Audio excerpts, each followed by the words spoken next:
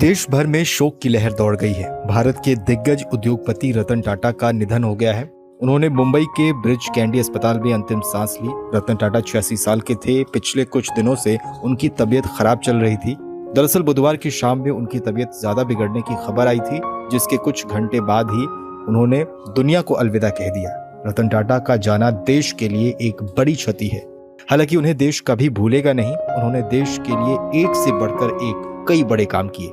Tata group को ऊंचाइयों पर पहुंचाने में रतन टाटा की सबसे बड़ी भूमिका रही।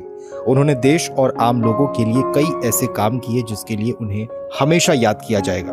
रतन टाटा एक दरियादिल इंसान थे और मुसीबत में देश के लिए हमेशा तैयार रहते थे। इससे पहले सोमवार को भी रतन टाटा की तबीयत बिगड़ने की खबर आई थी, जिसके कुछ घंटों के बाद खुद उन्होंने सोशल मीडिया साइट एक्स पर पोस्ट किया था। इस पोस्ट में उन्होंने लिखा था कि मेरे लिए चिंता करने के लिए आप सभी का धन्यवाद। मैं बिल्कुल ठीक हूँ, चिंता की कोई बात नहीं है। मैं बढ़ती उम्र से जुड़ी बीमारियों की रूटीन चेकिंग के लिए अस्पताल आया हूँ, लेकिन देश को ये दर्द अब हमेशा रहेगा कि वो इस बार अस्पताल से नहीं लौट पाए और हमेशा के लिए अंतिम यात्रा पर निकल पड़े।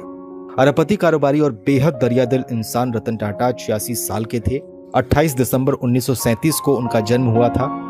वो साल 1991 से लेकर 2012 तक टाटा ग्रुप के चेयरमैन भी रहे और इस दौरान उन्होंने बिजनेस सेक्टर में कई कीर्तिमान स्थापित कर देश के सबसे पुराने कारोबारी घरानों में से एक टाटा समूह को बुलंदियों तक पहुंचाया।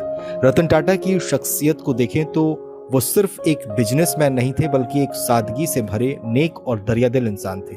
वो देश के लिए हमेशा आदर्श और प्रेरणा स्रोत रहेंगे।